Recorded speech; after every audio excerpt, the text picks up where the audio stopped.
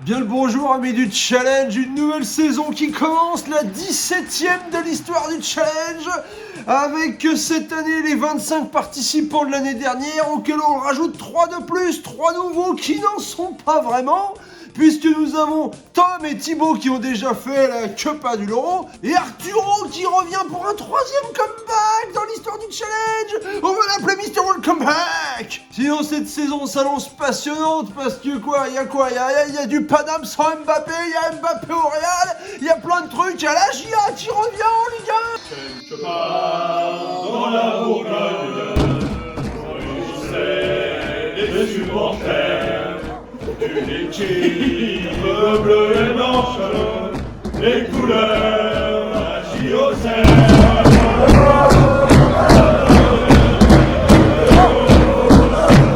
Il y a l'AS Monaco qui revient en Ligue des Champions.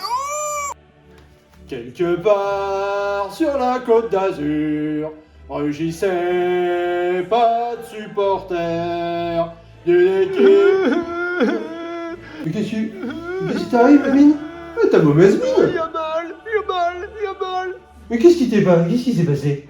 C'est les méchants Monaco, ils m'ont Ah, bah voilà. Ah bah ils t'ont pas loupé en plus, hein. Ouh, retourne-toi pour voir, là. Attends, c'est moi qui Oh là tape là. tout le monde en Ligue 1, je Et comprends. puis voilà. Ça t'apprendra à éliminer la frontière de l'euro, sale gosse. Et range ta chambre. D'ailleurs, la Ligue des Champions, nouvelle formule, donc nouvelle façon de pronostiquer, ça change tout. C'est quoi ce tableau de la LEC? Mais c'est pas comme avant. C'est la nouvelle Ligue des Champions, le challenge doit s'adapter. Mais c'est trop nul, ils ont tout changé, c'était mieux avant. Mais non, tu dis ça parce que tu penses comme un sale français. Il faut ouvrir ton esprit. Oh mais oui, j'y vois mieux. C'est plus équitable, plus intéressant pour les clubs français. Mais c'est génial. Mais oui, c'est génial. Toi aussi, tu vas voir, tu vas ouvrir ton esprit de sale français et tu vas voir que tu vas kiffer. Mais oui, mais si, c'est Maximax, la nouvelle Ligue des Champions. Bah attends, t'as vu les groupes des autres années de Ligue des Champions, comment c'est dur pour les grosses équipes? Ah mais regarde-moi ça l'année dernière sur 8 groupes, regarde les 5 groupes que je te montre là. C'est dur pour les grosses équipes de passer. Ben non, c'était trop facile. Maintenant les grosses équipes ils se tapent du lourd direct. Ils peuvent affronter des équipes de leur calibre et les petites équipes affrontent aussi des petites équipes. Donc au final ça nivelle un petit peu tout ça et on est tous à égalité. Et donc, laisse-moi gagner. Non, je dis pas ça, mais bon, bref, ça va être bien. Voilà, c'est déjà intéressant. C'est le bordel. C'est le bordel, c'est vrai, j'avoue. Et puis les grosses équipes, là, on sait pas ce qui se passe. Mais bon, c'est comme ça, le début de saison. Et ben, c'est la vie. Donc d'ailleurs, niveau gros pronostic, qu'est-ce que vous nous avez proposé cette année? Alors, pour la Ligue des Champions, vous êtes 11 à avoir mis City. Vous êtes 6 à avoir mis le Real de Madrid. Vous avez 4 Paname et 4 Barça. Donc globalement, ça, c'était des trucs un petit peu attendus. Et il y a quand même 3 petits rigolos qui nous ont tenté des trucs intéressants. Pourquoi pas? On a Kela qui nous a mis l'Inter Milan qui pourrait gagner, pourquoi pas. On a Julien qui nous a mis Liverpool. Ils sont chauds Liverpool, donc on sait jamais, mais c'est Julien, donc c'est chaud. Et on a Drollpech qui a mis le Bayern comme l'année dernière, et ça c'est des pronostics qui font plaisir, et pourquoi pas. Bref, sinon, gros prono, on a quoi d'autre? On a Frisnel et nous qui ont tenté l'OM champion de France. Oh, ça partait bien, ça part moins bien, on verra bien. On a fouillé dans le pêche combien l'AS Monaco. Et pourquoi pas. Par contre, on a Alban qui a mis Lille. Alban, t'as mis Lille champion de France. Ça limite la chocolat. Mais comme ils ont été champions il y a pas longtemps, je te la mets pas. Mais quand même. Bon, ils ont battu le Real. D'accord, je dis rien. En Italie, on a Maximus qui a mis le Napoli qui va redevenir champion. Mais même s'ils ont été champions il y a pas longtemps, ça j'y crois pas du tout. Donc je te mets quand même une petite secoupe. La secoupe annoncée ne sera finalement pas donnée parce que le Napoli est actuellement premier de Serie A. Donc il faut pas toujours écouter ce que dit Drollpech, cette personne n'est pas très saine d'esprit, vous le savez très bien. Merci beaucoup. Sinon en Allemagne, le Bayern pour tout le monde évidemment, sauf Drollpech et Alban qui ont tenté Leipzig. C'est limite très compliqué, j'avoue. Et on a Julien et Fouy qui ont mis les Leverkusen. Il y en a que 2, bon apparemment c'est pas si mal, quand même c'est pas si mal. Et JP et Thibaut qui ont tenté Dortmund. Tout ça, ça se tente tous les ans plus ou moins. L'année dernière ça a payé pour Frisnel, et on verra bien cette année si ça paye pour quelqu'un. Dans les pronostics intéressants, on a Retegui en meilleur buteur d'Italie pour Frisnel, c'est peut-être la bonne pioche, on verra, je ne sais pas. Par contre, on a Morata en Italie, et ça c'est horrible pour Thibaut, et ça vaut une seconde volante aussi, parce que c'est horrible, tu sais ça, Morata il est zéro, il a toujours été zéro, et tu crois qu'il va y arriver dans son club de Milan AC, t'y penses même plus. Alors, il y a Tutu qui met des buts dans tous les sens déjà, alors t'es même pas la peine d'y penser. Mais que dire de Lou qui nous met ce Léao meilleur buteur? Ah, c'est encore pire, c'est génial. Arrêtez avec le Milan AC, là ils sont zéro. Et on a aussi Michel qui nous a mis Dembélé meilleur buteur du championnat de France, mais c'est même pas un buteur, et parce qu'il s'est même pas marqué, il tire tout le temps partout, n'importe où, mais pas dans les buts. Mais c'est ignoble, je vais pas mettre des secoupes volantes à tout le monde les mecs, c'est pas possible. Je vais passer la journée. Mais il y en a quand même un qui la mérite vraiment. Il y en a un qui la mérite vraiment, et on va lui mettre une grosse coupe volante pour son welcome back. C'est Arturo qui nous a mis qui?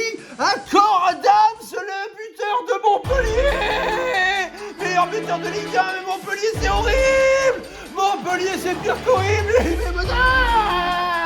T'as cru que c'était Giroud quoi? Non, c'est fini cette époque-là.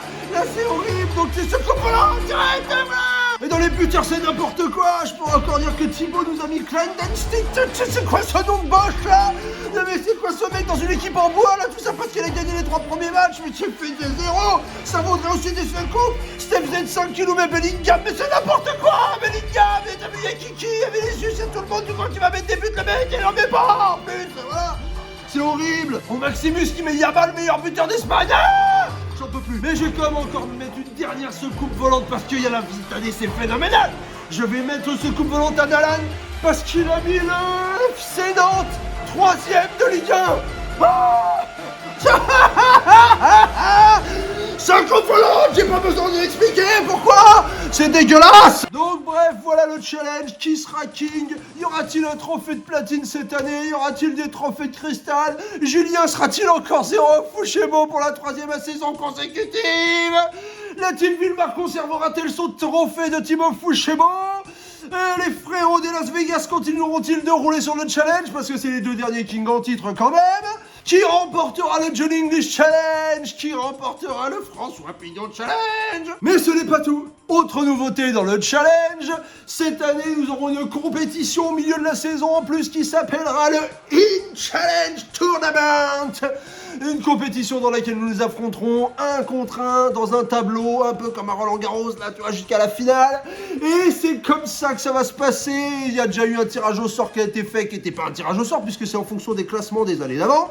Donc vous allez vous affronter sur des petits matchs bonus là. Donc on a par exemple Kyola qui va affronter Thomas, Droll Pêche contre Kiki, Tongpal contre Maximus et tout un tas d'autres confrontations pour les barrages. Parce qu'il faut faire un petit barrage avant d'arriver au 8ème de finale. Sauf pour les 4 premiers de l'année dernière qui vont tranquillement regarder les barrages sur leur canapé en attendant de voir contre qui ils tomberont en 8ème. Et voilà, c'est l'avantage d'avoir été bon dans le foot Fouchémo de l'année d'avant. Bref, qui va gagner ce nouveau trophée? Qui remportera le challenge? Qui sera zéro? Qui fera de l'oseille? Qui fera du prestige? Vous saurez tout ça en suivant le challenge Fouchémo. Et une dernière chose, sachez qu'un des challengers ici présents a fait ses pronostics à l'aide de ChatGPT en quasi-exclusivité. Et je ne vous dirai pas qui, mais vous verrez bien. Donc il y a aussi le ChatGPT Challenge, l'homme contre la machine, savoir qui va être plus zéro que le ChatGPT. Voilà. Donc à très bientôt dans le monde merveilleux du Challenge Fouchémo.